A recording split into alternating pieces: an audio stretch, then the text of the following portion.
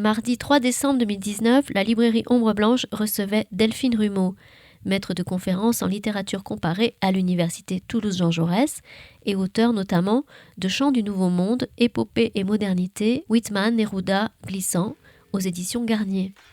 Elle y présentait ce jour-là l'ouvrage Walt Whitman, enjeu d'une réception transatlantique, paru dans la collection classique des éditions Garnier, lors d'une rencontre organisée en lien avec l'université Toulouse-Jean Jaurès.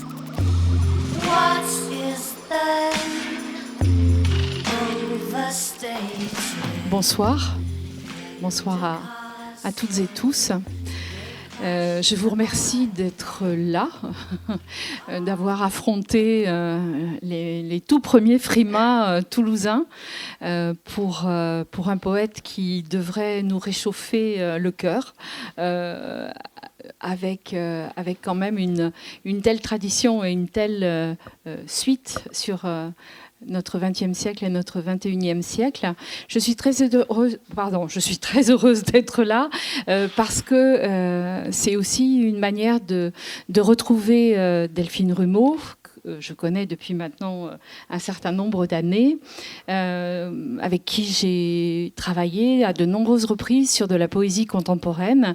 Et ce qui nous fait nous retrouver ici devant vous, c'est donc la publication de ce Fortune de Walt Whitman avec un sous-titrage qui est Enjeu d'une réception transatlantique et qui permet justement à Delphine de donner toute la mesure de son intelligence et de sa lecture sur ce poète qui la suit et qu'elle suit de nombreuses années, depuis de nombreuses années. Pour ceux qui ne connaîtraient pas Delphine Rumeau dans la salle, il y en a peut-être quelques-uns, je voudrais quand même rappeler que Delphine est d'abord agrégée de lettres modernes, qu'elle est également une collègue du département de littérature générale et comparée de l'université de Toulouse-Jean Jaurès, et qu'elle est docteure en littérature comparée, ce qui est intéressant aussi dans la manière qu'elle a de se situer par rapport à la poésie. C'est alors d'avoir une série de travaux qu'elle a signés toute seule. Et par exemple, déjà chez Classique Garnier, il y a une dizaine d'années, un ouvrage qui était un ouvrage assez extraordinaire qui s'intitulait Chants du Nouveau Monde, Épopée et modernité, où Whitman était déjà là, entouré, disons, de deux autres très grands poètes américains. Et je dis américains au sens continental, bien évidemment, qui sont Pablo Neruda et Édouard Glissant. Ça, c'était en 2009. Ce que l'on pourrait rappeler, c'est peut-être deux titres qui sont tout à fait récents dans la bibliographie de Delphine, qui sont de 2017. Ce sont des ouvrages collectifs et c'est par exemple Les formes de l'action poétique au XXe siècle qui est publié chez Hermann avec une collègue de Lyon, si je ne m'abuse. Elle n'est plus à Lyon, elle est à Paris maintenant. Maric Froidefond, ou encore aux côtés de collègues de notre université de Toulouse-Jean Jaurès, un ouvrage qui faisait suite à un magnifique colloque qui s'intitule Et l'ouvrage et le colloque Patrick Chamoiseau, La mer des îles, et qui a été publié aux presses universitaires de Bordeaux. C'était il y a 2 ans. Ce qu'on pourrait rajouter aussi sur les travaux qu'elle a pu produire, outre les nombreux articles que vous pouvez retrouver dans diverses revues, j'insiste parce que c'est important aussi que l'on sache à certains moments reconnaître les mérites de la recherche et de la recherche en poésie. Ce qui caractérise le regard que Delphine Rumeau porte sur la poésie, c'est de ne pas la cantonner uniquement à une lecture qui serait poético-poétique, d'arriver à s'extraire du poème, à l'amener vers l'histoire, vers des réflexions historiques, vers des réflexions artistiques, de s'intéresser finalement à quelque chose qui pourrait paraître un petit peu lointain au XXe et au XXIe siècle, qui sont ces liens très forts entre la poésie et l'histoire, dans une forme que l'on pourrait croire ancienne et une forme qui renaît sans arrêt, qui est la forme de l'épopée, parce parce que tu as aussi travaillé sur des formes. Et dans les derniers travaux que tu as menés, il y a justement une forme bien particulière de la poésie et de la poésie de langue française, qui sont les tombeaux. Mais que tu t'intéresses également à des problématiques comme les problématiques du postcolonial, les problématiques autour des poétiques transatlantiques. Ce qui frappe également lorsque l'on connaît Delphine Rumeau et qu'on lit sa production critique, c'est sa manière aussi d'aller vers des littératures d'autres langues. Alors vous me direz, c'est la littérature comparée, mais là, il y a véritablement un grand nombre de langues accrochées à ton arc, ce qui te permet effectivement d'ouvrir ton regard et ta lecture. Bonjour. D'ouvrir ton regard et ta lecture à des poésies à la fois de langue française, de langue anglaise et de langue espagnole. On verra aussi que tu vas du côté du russe, mais ça c'est peut-être une question pour après. Ce que je vous propose, c'est que nous entamions le dialogue avec Delphine Rumeau. J'ai un certain nombre de questions à lui poser qui vous permettront aussi de comprendre mieux comment s'est construit l'ouvrage qu'elle vous présente et qu'elle vous propose de lire ce soir, de laisser bien évidemment une place aussi aux questions que vous voudriez vous-même poser et peut-être de revenir dans un dernier temps par une dernière question. Alors, il y a une actualité, Walt Whitman, non seulement parce qu'il y a l'ouvrage que tu publies à l'heure actuelle, mais on est sur un... Alors, d'abord, des retraductions. Il y a des choses qui se republient au niveau de la traduction, et on est aussi sur un bicentenaire. Peut-être qu'on pourrait commencer par là, par ce bicentenaire qui nous ramène directement à Walt Whitman, et peut-être que tu pourrais aussi, à partir de là, nous le situer un petit peu plus précisément dans ce qui serait d'abord, parce qu'on va voir qu'il est dans différents panoramas, et peut-être nous le situer d'abord dans un panorama national, c'est-à-dire états-uniano-états-unien, puisque américain renverrait, vous me confirmerez, renverrait à l'ensemble du continent et pas forcément aux États-Unis. Voilà. Merci c'est un peu de la provocation. Merci à vous effectivement d'avoir bravé. Alors les frimages, je sais pas, mais en tout cas le métro. On essaiera de finir tôt pour que vous puissiez retrouver métro et maison sans trop de difficultés.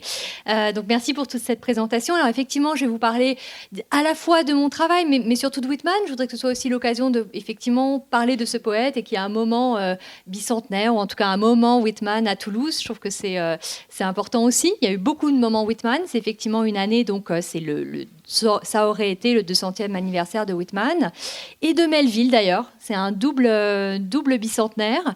Whitman et Melville ont la même année de naissance, la même année de mort, des destins pourtant fort différents, des œuvres aussi très différentes, mais tous les deux sont les grands écrivains, donc puisque tu posais la question de situer ces auteurs, de la Renaissance américaine, c'est-à-dire de ce moment...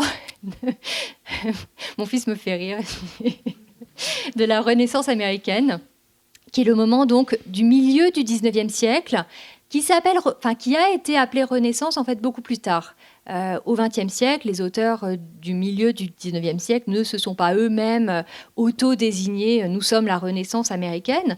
C'était plutôt l'idée d'une naissance, c'est-à-dire que c'est un moment où vraiment on revendique, on affirme une littérature américaine qui soit très différente, qui se détache vraiment de la littérature anglaise.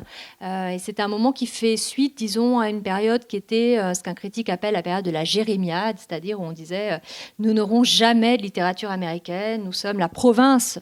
Nous avons été longtemps la province politique, enfin la marge de l'Empire britannique, pas la marge, mais en tout cas province, et nous sommes une colonie, nous sommes maintenant une province littéraire, nous n'avons pas de littérature à nous, on continue à parler de Rossignol alors que nous n'avons pas de Rossignol, tout ça n'a pas de sens. Et le grand moment donc, du milieu du 19e siècle, c'est celui en fait où prend fin la jérémiade et où s'affirme de manière parfois assez tonitruante, même si je dirais que, mais ça c'est au fond c'est du détail qui est peut-être pas l'essentiel, on a peut-être un peu exagéré ce caractère tonitruant. C'est toujours plus compliqué quand on lit les textes, c'est toujours plus compliqué quand on regarde le détail. Par exemple, Whitman, qu'on présente toujours comme l'inventeur de la poésie américaine qui serait complètement en rupture avec la poésie anglaise, ce qui est largement vrai. Mais commence quand même sa préface de l'édition de 1855, donc de la toute première édition, par dire « L'Amérique ne rejette pas le passé ». Ce qui est assez étonnant quand on a toujours l'habitude de le voir comme celui qui a tout cassé, tout changé. Alors c'est pour dire, en réalité, elle ne rejette pas le passé parce qu'elle fait beaucoup mieux. Donc elle regarde tranquillement le passé européen mourir et puis elle va élever sa grande littérature qui sera encore meilleure que tout ce qu'on a fait jusqu'ici. Mais voilà, c'est simplement pour dire que les choses sont un peu plus complexes, mais que c'est un grand moment effectivement d'affirmation et qui a été, alors qui n'est pas forcément apparu comme tel sur le moment.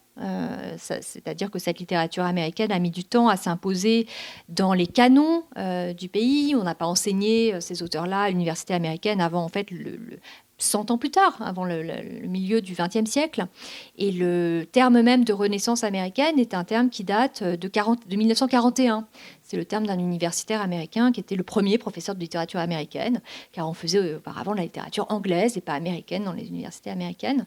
Voilà, donc Whitman est vraiment associé à ce moment. Alors le critique en question, qui a identifié comme tel le moment Renaissance américaine en garde 5 des auteurs. Il y a Emerson, dont on pourra reparler, qui est un peu le père, si on veut, de cette génération, qui est plus connu pour son œuvre de philosophe, mais qui était aussi un poète. Il y a Melville, il y a Thoreau, il y a Hawthorne et il y a Whitman. Alors vous remarquerez l'absence de femmes, vous remarquerez ce sont des auteurs qui sont des hommes blancs, donc ça a été évidemment l'objet d'une contestation ensuite de ce canon et d'une redéfinition. Voilà, donc le moment Renaissance américaine, le moment américain. Et effectivement, Whitman n'a pas tout de suite été considéré comme le grand poète national. En 1855, en réalité, sa poésie était, je dirais, assez peu audible. Elle était jugée... alors, scandaleuse n'est peut-être même pas vraiment le bon terme, parce que scandaleuse est peut-être associée en fait à quelque chose d'assez avant-garde et d'assez positif. Elle est plutôt jugée dégoûtante en fait, obscène. C'est pas quelque chose qu'on veut du tout. On lira peut-être quelques passages pour mesurer aussi cette audace, ce caractère effectivement très étonnant. C'est-à-dire que Whitman dit qu'il va faire le grand poème de l'Amérique et puis en fait il parle de lui et surtout il parle de son corps. Qui est sacré, qui est divin. Alors il y a tout un projet politique derrière ça. Le corps, la démocratie, ce sont des choses qui vont ensemble. Mais ça n'est pas évident dans un premier temps que ce poème du corps et du sujet soit un poème épique ou un poème national. Bien au contraire. Alors oui, c'est vrai qu'on a la plupart du temps et de manière générale beaucoup de difficultés à distinguer lorsqu'on est dans la poésie entre le poète et ce qu'on essaye d'inculquer vainement parfois à nos étudiants, le jeu poétique, cette espèce de voix lyrique à l'intérieur du poème. Bon, pour Whitman, il semblerait que là, ce soit pratiquement mission impossible, c'est-à-dire que l'homme et l'œuvre font à peu près corps, pour reprendre l'expression que tu disais tout à l'heure. Qu'est-ce qui te semble finalement le plus étonnant et qu'est-ce qui te semblerait le plus étonnant à un moment où pratiquement on se dit que les deux, œuvre et homme, se superposent? Alors oui et non, c'est-à-dire que tu as tout à fait raison de dire que l'homme et l'œuvre se superposent et dans sa réception c'est très frappant. C'est-à-dire que la plupart de ceux qui aiment Whitman n'aiment pas seulement ses poèmes, mais ont une espèce de culte vraiment pour l'homme, et ça a commencé assez tôt en fait, c'est-à-dire que le vieux Whitman qui était à Camden avait des disciples, c'est comme ça qu'il s'appelait, et qui lui étaient absolument dévoués, qui ont publié des livres et des livres d'entretien recueillant chaque mot de Whitman et puis recueillant, quand je parle vraiment de vénération, c'est de cela qu'il s'agit, c'est-à-dire il y a une exposition en ce moment à New York à l'occasion de ce bicentenaire où on peut voir par exemple un bijou, une bague victorienne avec une boucle des cheveux ou de la barbe, je sais pas, à vrai dire, de Whitman en serré.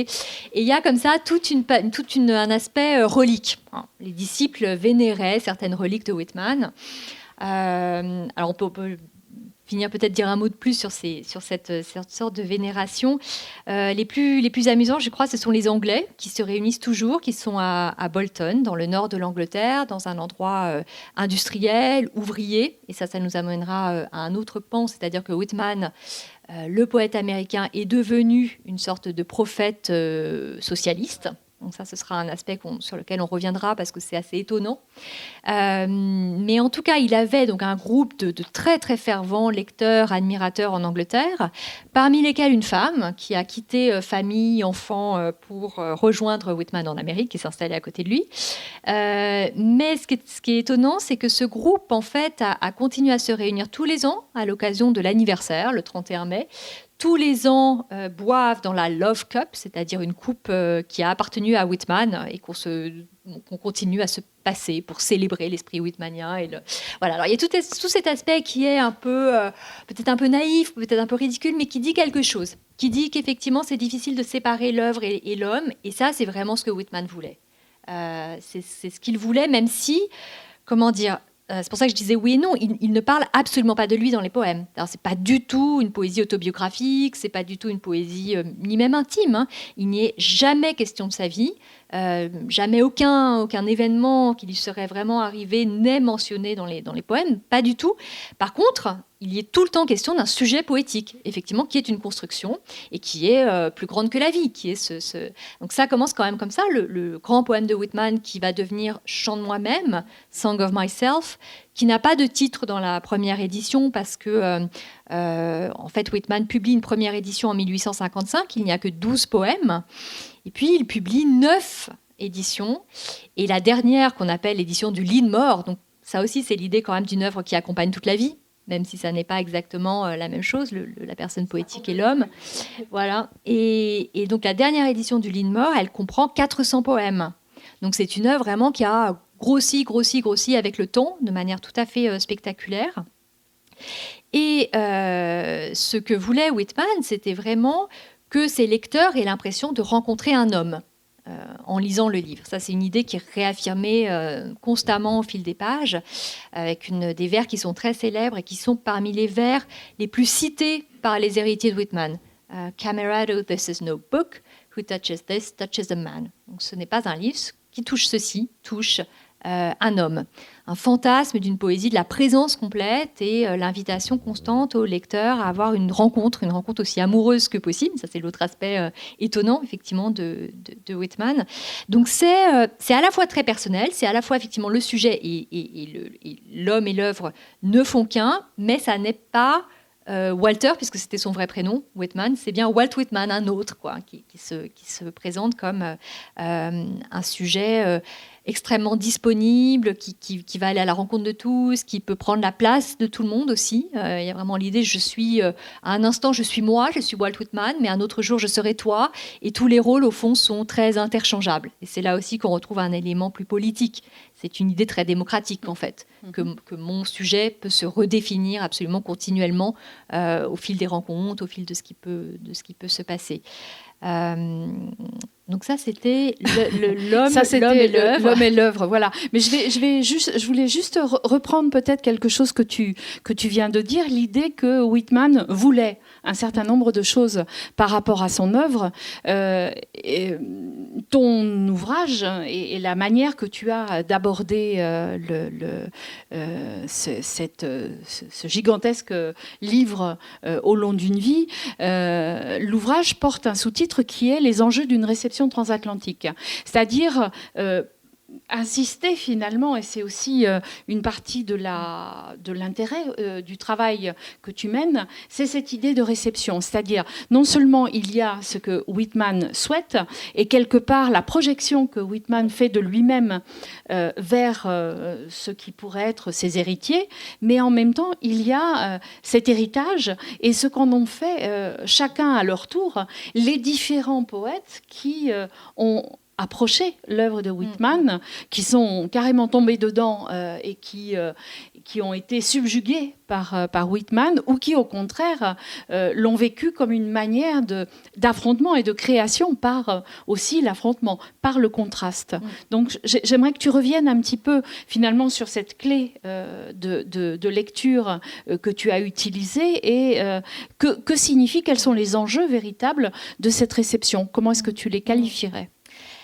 Alors, peut-être la première chose, effectivement, c'est cette idée de Whitman a programmé beaucoup, et puis il n'a pas contrôlé tout ce qui se passait, ce qui est heureusement, hein, je dirais. Donc effectivement, il y a beaucoup d'éléments. C'est une question qu'on se pose souvent. Pourquoi tel poète a eu tant de réponses ou tant de... Alors, il y a des choses qui sont chez Whitman, qui ne sont pas inventées par ses lecteurs, mais beaucoup qui vont être effectivement assez déviées. Alors le point de départ, pour moi, je reconnais que chacun voit midi à sa porte, voit son auteur absolument partout. Donc j'ai développé au cours des dernières années une obsession whitmanienne qui fait que je lis tout à l'aune de Whitman, que je le vois partout. Et donc je reconnais bien volontiers les biais qu'il peut y avoir dans ce que je dis. Mais il m'a semblé qu'il y avait quelque chose d'un peu particulier dans les réponses qui étaient faites à Whitman. C'est justement ce terme de réponse. C'est-à-dire que pour beaucoup de poètes, on va avoir des réceptions extrêmement riches, extrêmement intéressantes, mais très souvent, ça n'enlève rien d'ailleurs à l'intérêt de ces poèmes, hein, j'ai l'air de dire que c'est moins bien, ce n'est pas le cas, ce sont des poèmes qui sont sur tel poète, qui sont pour tel poète, puisqu'on parle de tombeau en ce moment dans notre séminaire, c'est plus souvent des poètes, des hommages, sur la mort de T.S. Eliot, écrit Brodsky, etc.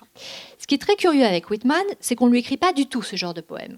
Il n'y a pas de poème sur Whitman, il n'y a pas de poème qui parlerait de Whitman, qui ferait un portrait de Whitman. C'est presque toujours des adresses à Whitman. On parle à Whitman, on dialogue avec lui, on abolit complètement la distance. Et ça, c'est quelque chose qui a été en partie, effectivement, programmé par le poète. C'est-à-dire que dès l'entrée de son recueil, Whitman ne cesse de s'adresser à ses lecteurs d'une manière, alors vous me direz c'est pareil, Baudelaire, mais non, il y a vraiment l'idée d'établir une communication aussi directe que possible, et c'est très insistant. Et on rejoint l'idée que c'est rencontrer l'homme, de lire l'œuvre. Donc il y a de multiples, il appelle ça les inscriptions au début, qui sont donc des petits poèmes préfaces, en fait, dans lesquels donc, Whitman s'adresse à son lecteur. Et il y a beaucoup de testaments aussi. Les fins de poèmes, les adieux sont des moments très très beaux. En particulier la fin de Song of Myself, dans laquelle donc, Whitman dit « Je me dissous maintenant, hein, j'offre ma chair en tourbillon à la terre, et ma chair va se dissoudre. Et lecteur, eh bien, si tu me cherches quelque part, look for me under your buttholes, cherche-moi sous tes semelles. » Et voilà, je suis là, je suis toujours là, je suis nulle part et partout.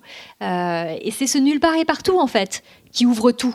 C'est-à-dire qui, à la fois, donne envie de répondre à Whitman, mais au fond, si je suis aussi nulle part, si je me dissous dans la terre, et si tu peux me retrouver de toutes les manières possibles, tu es très libre de faire de moi ce que tu veux, en fait. D'incorporer ce que j'ai été, ce que je t'ai donné, et tu pourras le transformer en ce qui te plaira.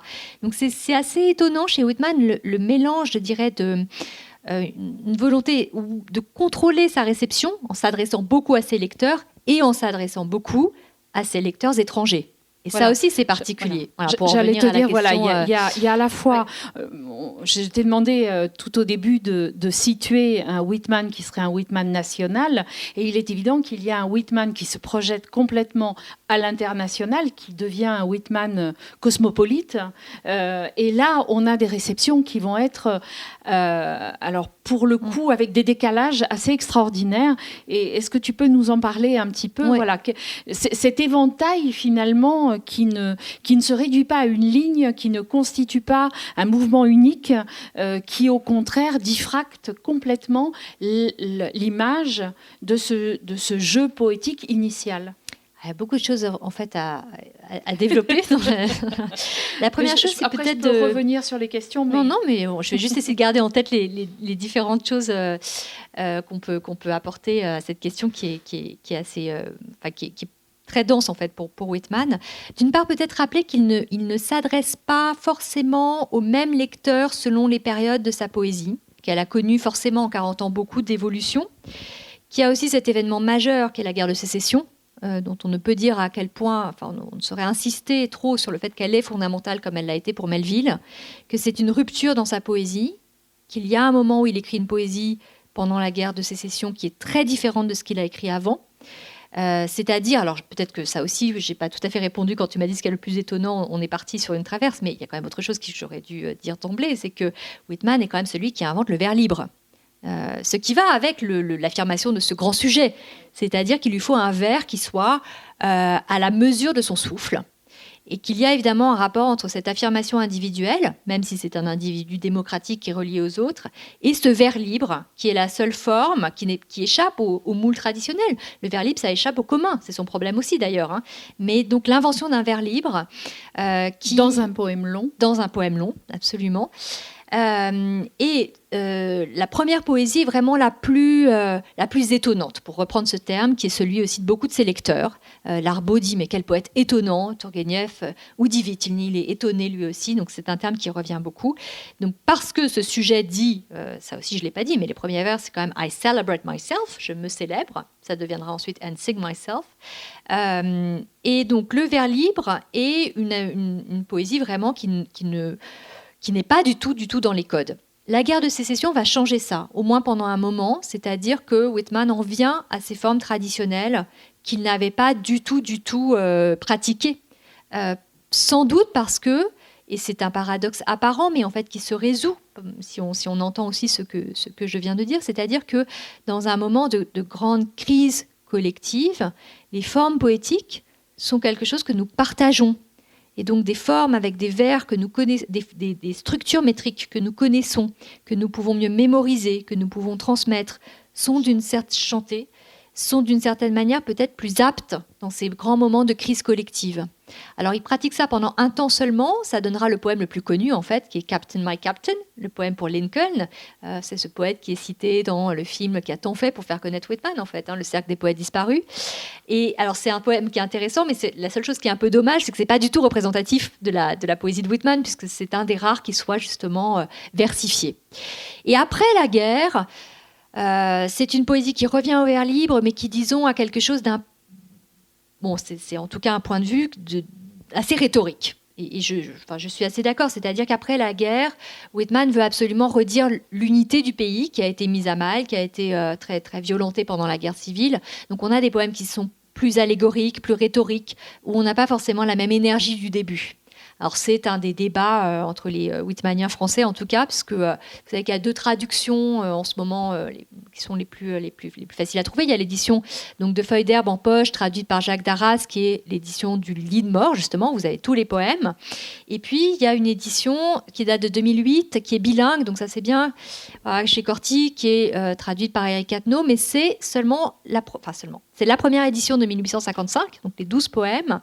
Et c'est en fait un débat aussi entre ces 2 traducteurs qui ne s'aiment pas beaucoup, c'est un euphémisme, de dire que pour Eric Cattenault, ce qui compte, c'est la première édition. Parce que c'est l'édition iconoclaste, parce que c'est l'édition de la fraîcheur, parce que c'est là où Whitman est le plus neuf, le plus innovant, le plus extraordinaire. Et le point de vue de Darras, mais là je parle un peu pour lui, mais je crois quand même que c'est ça, c'est que ce qui est très très émouvant chez Whitman, c'est cette œuvre qui n'a cessé de croître et qui, malgré les difficultés, a continué et qui a tout gardé, même s'il y a des choses qui ont pu changer dans la dernière édition, et qui vraiment accepte en fait l'impureté du réel. Voilà, c'est un peu un débat entre l'origine, qui serait ce qu'il y a de mieux, et puis l'impur de la fin. Donc, tout ceci pour dire que Whitman ne s'adresse pas forcément non plus au même public au fil des éditions, et que plus en fait il vieillit. Donne-nous des exemples de ses adresses, de public alors voilà, à qui il s'adresse. Il s'adresse de plus en plus à qui il s'adresse, ou ceux qui le lisent et qui du coup le reprennent. Il fait beaucoup de néologismes, donc il va de plus en plus s'adresser aux Americanos et aux Camerados, mais surtout aux Camerados Americanos, c'est-à-dire de plus en plus à son public national. Il devient de plus en plus poète national. Mais dans les éditions d'avant, il y a beaucoup d'adresses aux lecteurs étrangers. Et il y a en particulier tout un poème qui a un titre français et qui s'appelle « Salut au monde », dans lequel Whitman salue tous les endroits possibles de la Terre, dans des grandes énumérations qui sont la marque stylistique en fait, de Whitman, le catalogue, l'énumération. Et ce salut au monde a été particulièrement entendu, évidemment, à l'étranger. Donc, c'est souvent le premier poème qui est traduit, c'est souvent celui qu'on va trouver donc, d'abord dans les revues qui traduisent Whitman avant qu'on ait des éditions intégrales. Alors, une chose que je trouve intéressante, en fait, et c'était l'objet du livre, en réalité, c'est de montrer la circulation des interprétations, et en particulier l'idée d'un Whitman poète national, qui est effectivement aujourd'hui une idée quand même très ancrée aux États-Unis. Ça n'empêche pas des discussions sur Whitman, ça n'empêche pas qu'on parle plus aujourd'hui de ce qui pose problème chez Whitman, c'est-à-dire dans ses textes en prose, des propos volontiers impérialistes, racistes. Enfin, il y a un écart entre le prosateur et le poète qui est un peu difficile et qui, dans un moment où on accepte moins la séparation du poème et de la prose, du poème et de l'homme, il y a des choses qui sont un peu difficiles aujourd'hui.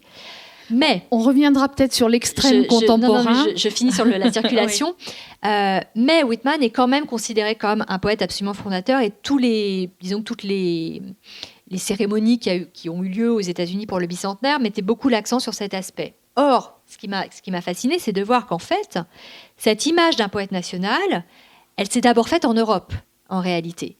Comme si on n'était pas... C'est ce que dit Ezra Pound, que les Américains, eux, n'étaient pas prêts à entendre un Whitman national, parce qu'il dit, au fond, il parlait trop comme nous, on ne voyait pas la différence. Alors, c'est une explication qui n'est peut-être pas la seule, parce qu'il y a aussi un côté inaudible, je crois, il n'y a pas seulement le fait qu'il parlait que comme nous, mais bon.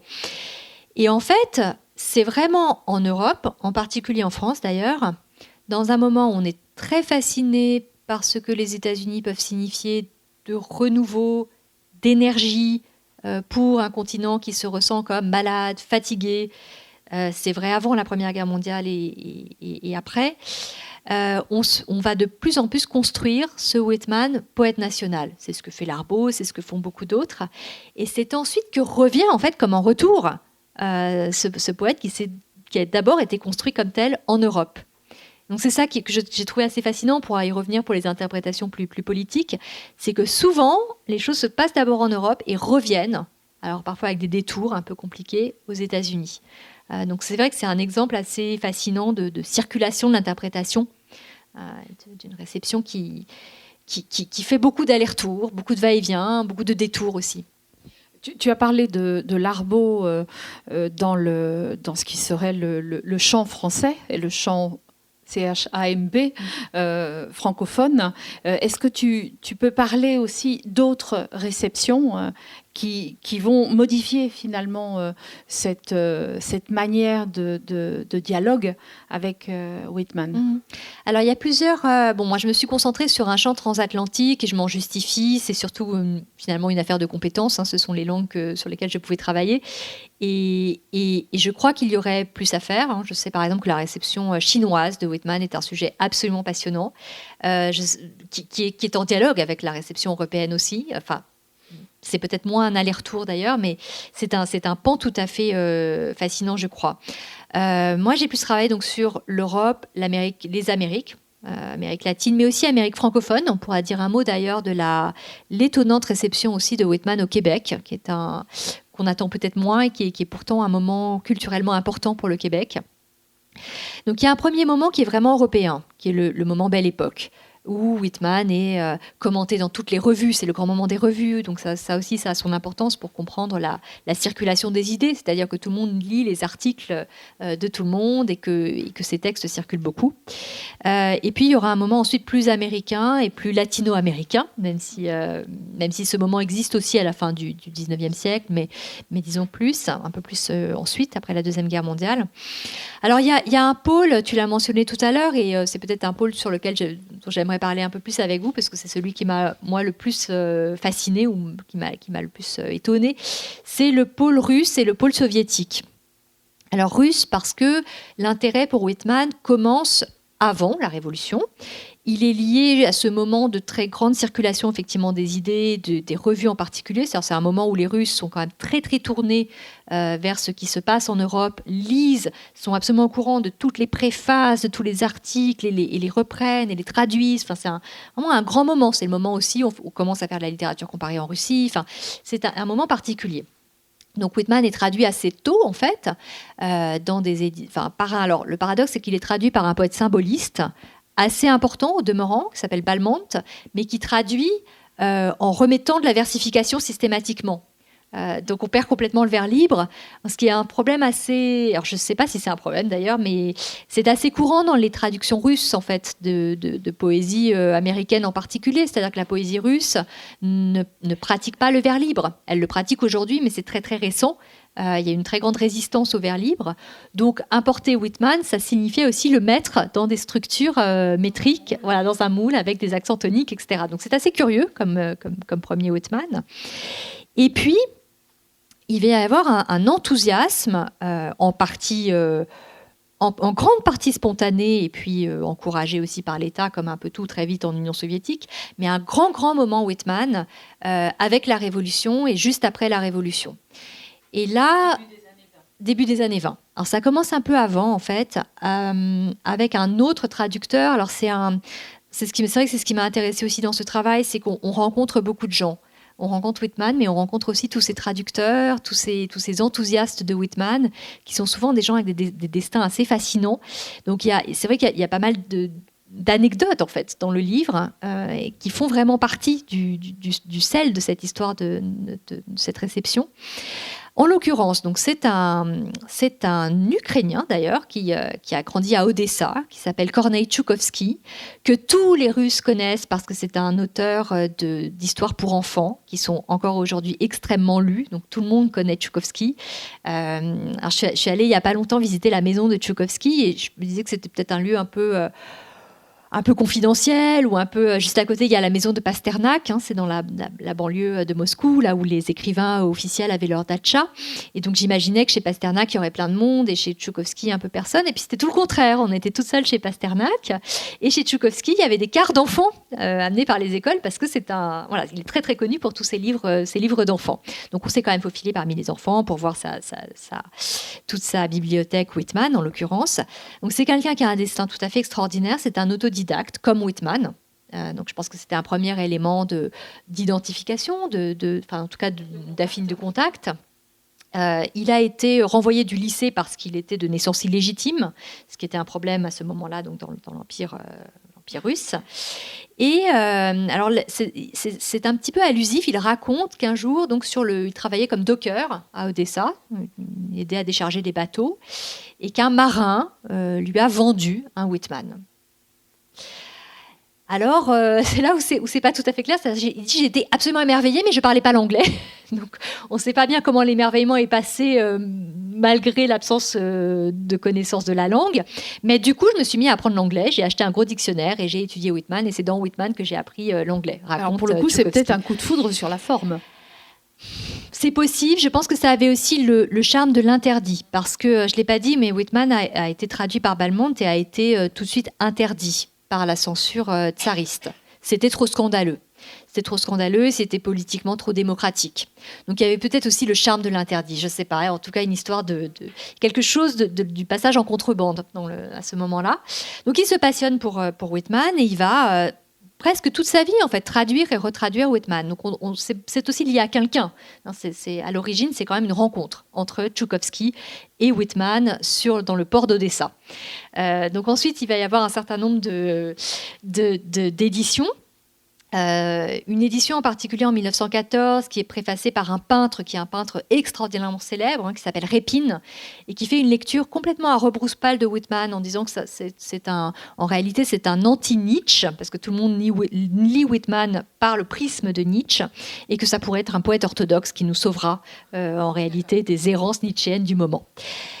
Et donc arrive la Révolution et là Whitman devient vraiment un poète que va récupérer complètement le pouvoir soviétique, c'est-à-dire que ça va être un de ses grands titres dans les nouvelles éditions d'État. On tire alors il y a beaucoup d'éditions, mais par exemple en 1919, Les Feuilles d'herbe traduites par Tchoukovsky en vers libre. Tchoukovsky a bien traduit en vers libre. C'est quand même édité à 500 000 exemplaires, ce qui est quand même un tirage assez fabuleux, à un moment où on n'a pas pas forcément beaucoup de papier. Alors après, les tirages des éditions d'État sont toujours des tirages fabuleux. Donc là aussi, je ne veux pas donner l'impression que mon Whitman est vraiment le seul que le pouvoir soviétique aurait voulu diffuser. Hein. Mais il est diffusé de manière assez étonnante. Il est tiré à part, il est distribué à des soldats de l'armée rouge pour leur donner de l'enthousiasme. Les poètes de la guerre civile, en fait, ceux qui galvanisent les troupes. Il est... Voilà, donc ça c'est une utilisation qui est quand même assez étonnante. Et il y a beaucoup d'éditions assez rares. Tu veux dire qu'on trouverait un Whitman prolétarien ? Voilà, alors on va y venir. Alors je vous montre mon trésor dont je viens de faire l'acquisition. Ça c'est une édition de 23. Donc c'est pas celle qui a été diffusée à 500 000, mais à 5 000. Donc c'est beaucoup plus modeste.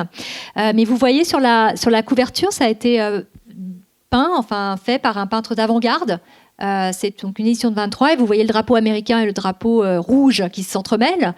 C'est un moment où on a encore vraiment l'espoir que la révolution sera mondiale et que les États-Unis seront peut-être bien les prochains à rejoindre le prolétariat. Donc il y a aussi une forme d'amitié russo-soviétique qui sera impensable quelques années plus tard, mais qu'on voit sur cette couverture. Donc c'est toujours la traduction de Tchaikovsky. Hein, vous voyez, son nom commence à avoir aussi du sens. Effectivement, Whitman devient de plus en plus un poète et un prophète, ce que Tchaikovsky regrette. Il dit au fond plus personne s'intéresse au poète et se demande un peu s'il n'a pas fait surgir une créature qui lui échappe un petit peu, quoi. Alors il raconte par exemple, c'est dans ses mémoires, je vous recommande la lecture du journal de Korneï Tchaikovsky qui donne qui a traversé toute l'époque en fait soviétique, donc qui permet aussi de mesurer les changements et qui est un aperçu sur la vie littéraire et l'histoire en fait de l'Union soviétique qui est assez extraordinaire. Il est, pour ceux qui s'intéressent à la poésie russe, le père de Lydia Tchoukovskaya, à qui on doit les entretiens avec Anna Akhmatova. Donc tous les deux ont des œuvres de témoins aussi de la vie de leur époque qui est tout à fait intéressante. Et donc il raconte par exemple qu'en 22, qui est la grande année whitmanienne en Russie, qu'il est allé au club Whitman, il y avait un club Whitman, lesquels avaient fait une mise en scène d'une pièce de théâtre d'après Whitman, que pour ce faire, les ouvriers qui étaient là étaient allés chercher les beaux fauteuils en cuir du palais de la noblesse qui n'était pas loin, et qu'ils étaient tous sur ces fauteuils en train de sauter dans tous les sens et de crier à la révolte whitmanienne. Alors Tchaikovsky il est quand même un peu sceptique, quoi. C'est pas tout à fait son Whitman. Et donc il demande, on lui dit mais voyons, c'est le mouvement ascensionnel, c'est ça Whitman. Et puis il dit bon bah là j'ai pris ma chapka et puis je suis parti, quoi. C'était trop pour lui. Donc ça devient un vrai enthousiasme qui est peut-être moins pour la poésie que pour les idées en fait de camaraderie, d'amitié, qui sont très très fortes hein, chez Whitman. Et ce Whitman-là va petit à petit se figer, comme un peu tout en Union soviétique, c'est-à-dire qu'il va finir simplement par être un auteur du canon soviétique, toujours réédité, toujours lu, ce qui fait paradoxalement aujourd'hui, on lit peu Whitman en Russie, on s'intéresse peu à lui, alors que c'est quand même encore un grand pays poétique, parce qu'il y a une sorte d'overdose en fait d'un Whitman qui a été trop soviétique, qui a été trop politique, trop...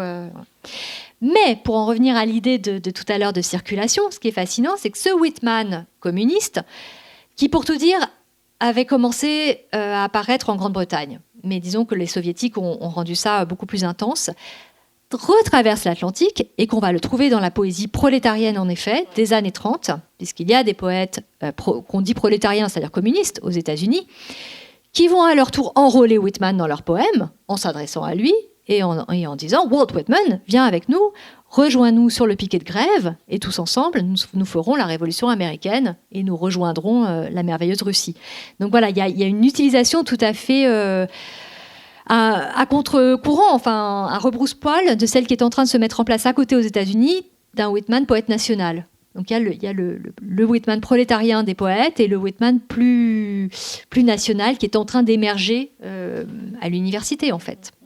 Si on prend la modernité et cette fin 19e, 20e, ce qui frappe aussi, c'est que selon les pays, on va avoir des moments qui vont accueillir Whitman. Je pense, je voudrais te faire aller vers le sud de l'Amérique et plutôt donc cette espèce de grande rencontre entre le très grand poète cubain qu'est José Martí, grande rencontre et grande lecture de Martí qui finalement va être fondamentale dans le passage de Whitman vers les autres pays latino-américains. Martí, à ce moment-là, est à New York, donc la connaissance des textes est immédiate et la langue est là, la langue anglaise aussi. Il écoute Whitman qui fait une conférence aussi, il le voit, enfin il est très impressionné. Et en fait, c'est lui qui témoigne et qui va témoigner pour les autres qui finalement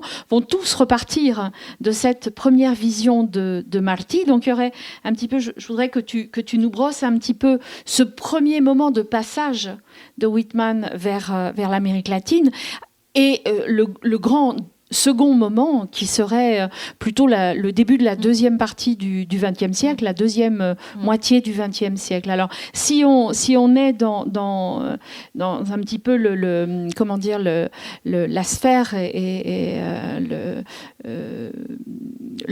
l'ambiance qu'il y a à ce moment-là d'un pays comme les États-Unis qui va accueillir un certain nombre d'exilés cubains, mais aussi d'autres poètes et d'autres latino-américains qui passent par New York. Voilà, qu'est-ce qui se passe à ce moment-là et en quoi finalement Whitman peut représenter une espèce d'ouverture qui finalement viendrait un petit peu contrecarrer l'ouverture que l'on voit habituellement dans la poésie latino-américaine, où on dit que cette poésie latino-américaine de la fin du 19e, elle naît par contact avec la poésie de langue française et pas tellement par rapport à la poésie de langue anglaise. Qu'est-ce qu'apporte ce contact par Whitman ? C'est deux temps différents, je dirais. Alors effectivement, il y a des moments. Donc comme tu l'as bien dit, il y a deux grands moments où Whitman va être important pour l'Amérique latine. Le premier moment donc de la fin du 19e siècle, qui est associé donc au nom que tu évoquais, de Martí et de Darío. C'est un peu après le moment français des modernistes, c'est-à-dire un moment de rénovation en fait où l'Amérique latine se cherche des modèles poétiques, je dis les choses un peu vite, mais qui ne seraient pas espagnols, et donc le modèle français est une forme de dérivation et permet d'échapper à quelque chose d'espagnol, disons. De détour presque, voilà. Oui. Mais, espèce de moment, comment dire, de réaction, le problème de ce modèle-là, c'est qu'il est quand même très éloigné, très exotique même, et qu'il ne correspond pas aux réalités qui sont celles des Sud-Américains. Et là, la référence à Whitman, qui est celui qui a vraiment dit il faut parler de nos réalités, qui remplace le rossignol dont on parlait tout à l'heure par un spotted hawk, la fin de Song of Myself, c'est ce grand faucon qui pousse, ça aussi vous vous souvenez peut-être du Cercle des poètes disparus, qui pousse le grand cri barbare, le barbaric yawp que doivent faire tous les étudiants sur le bureau du prof dans le film. Donc c'est vraiment l'idée d'une poésie autochtone. Alors c'est pas le sens qu'on donne aujourd'hui au terme, mais en tout cas qui soit dans son lieu. Et c'est ce moment-là, en fait, ce Whitman-là, qui va intéresser les poètes latino-américains qui se sont dit qu'on avait un peu trop regardé du côté de la France, des émanations de gallinacées, comme dit le traducteur de Whitman, et qu'il faut, comme Whitman, avoir maintenant une poésie qui parle de nous, de nos réalités. Donc il y a quelque chose de presque postcolonial, en fait, à ce moment-là. Et là, c'est le moment vraiment où c'est la poésie de Whitman. Ce sont les rythmes, c'est l'idée de faire une poésie en vers libre, d'une énumération, comme le fait Whitman, de recenser les plantes, les noms des gens, des États, enfin tout le lexique américain qui doit entrer en poésie. Et là, c'est vrai que les lecteurs de Whitman de ces années-là sont très sensibles à cette dimension et font la même chose dans leurs poèmes en espagnol. Donc ça, c'est le grand moment fin 19e, un petit peu début 20e. Il y a un retour de Whitman. Et puis, voilà, il y a un grand retour de Whitman après la Deuxième Guerre mondiale. Et vous ne serez pas très étonnés, puisqu'on a déjà pris ce circuit, c'est un Whitman beaucoup plus politique. C'est le Whitman qui est passé par l'Union soviétique.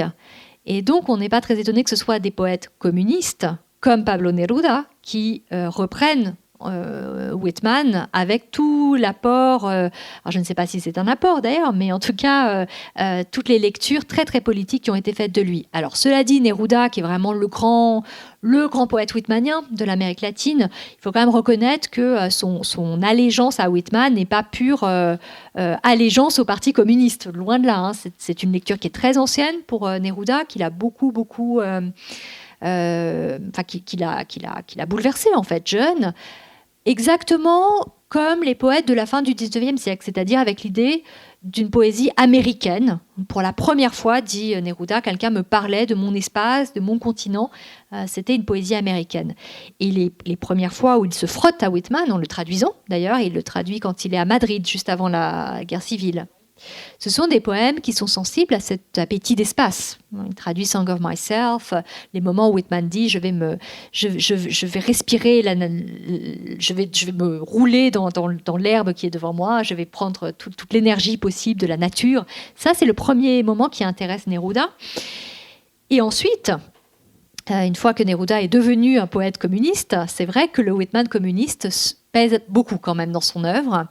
Dès en fait 1948, c'est le moment du plan Marshall et c'est le moment où Neruda publie une sorte de pamphlet qui va ensuite intégrer Canto General, un chant général, mais qui au début est séparé, dans lequel il demande à Whitman de se réveiller, de se redresser et de venir avec sa grande barbe, on pourra reparler d'ailleurs de la fétichisation sur la barbe Whitman, de venir chanter la reconstruction de Stalingrad, les usines, Staline, Molotov. Enfin, c'est vraiment pas le poème le plus poétique de Neruda. Et c'est ce moment où Whitman devient vraiment son compagnon, non plus au sens celui qui l'accompagne sur les routes de l'Amérique, mais au sens du camarade. Et ça ne se démentira plus en fait dans toute l'œuvre de Neruda. Et le dernier texte que Neruda écrit, c'est en 1971. Donc c'est le moment où Allende a été élu, mais où le socialisme chilien est très tôt déstabilisé, en fait, en particulier par les Nord-Américains. Et Whitman écrit un texte, c'est assez Neruda, mais c'est un peu révélateur comme lapsus, écrit un texte extrêmement explicite, le titre explicite, qui s'appelle « Incitation au nixonicide et éloge de la révolution chilienne ». Et que fait Neruda dans le premier poème? C'est demander à Whitman, là aussi, de se réveiller et de venir avec lui pour tirer des balles poétiques sur Nixon et assassiner Nixon. Mais en fait, c'est un texte qui est d'une très grande violence. Donc il y a ce Whitman politique qui est peut-être même parfois vraiment partisan, en fait. Mais donc je sais que ça te fera plaisir. Il y a aussi des lectures plus fines, peut-être, politiques de Whitman, en particulier chez ce poète donc, dominicain, qui est Pedro Mir, qui écrit un contre-chant à Walt Whitman, contracanto à Walt Whitman, et qui, en 52, ouais, alors qu'il est en exil, et qui en appelle à un Whitman, non pas du je, non pas du I, mais du nosotros, qui relie Whitman, qui dit qu'il est toujours actuel, mais qu'il faut transformer son jeu en nous. Bon, c'est aussi une poésie très politique, mais beaucoup plus... La façon dont il représente Whitman est très métaphorique, c'est plus fin, c'est plus que les poèmes plus politiques de Neruda à ce moment-là, je dirais. Alors c'est, pour en revenir au livre quand même, qui fait que nous sommes là aussi ce soir, c'est aussi toute cette nuance qu'il y a à l'intérieur de l'écriture critique de Delphine Rumeau, et c'est aussi ça qui fait la qualité à la fois de la lecture de Whitman, mais en fait c'est un peu ce que tu disais tout à l'heure, c'est-à-dire qu'il y a toute une série de pistes qui nous font nous retrouver avec d'autres auteurs qu'on n'a pas l'habitude de voir reliés de cette manière-là. Et c'est sans doute cet aspect un peu kaléidoscopique que tu offres qui fait aussi toute la richesse de ton regard critique sur Whitman. Bien, il reste donc à se pencher... D'accord. Mais merci beaucoup.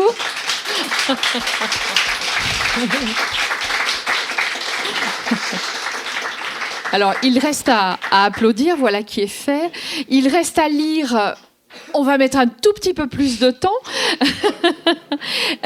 Il reste aussi, bien évidemment, parce que c'est ce à quoi engage ton ouvrage, il reste à revenir encore et encore sur les poètes de Walt Whitman et à y éprouver toujours un plaisir renouvelé, justement par toutes ces approches tellement diverses. Il nous reste aussi à te remercier d'avoir été là, d'avoir présenté aussi tes travaux. Vous remercier également d'avoir été présent ce soir pour cette présentation. Merci à vous. Merci encore.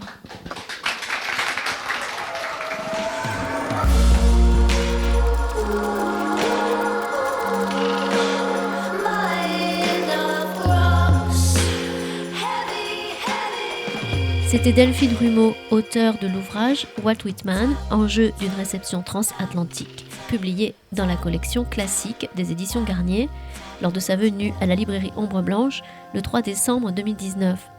Delphine Rumeau a aussi co-dirigé plusieurs ouvrages sur la poésie, notamment sur la poésie épique, dont elle est spécialiste, parmi lesquels Permanence de la poésie épique au XXe siècle, paru au PUF.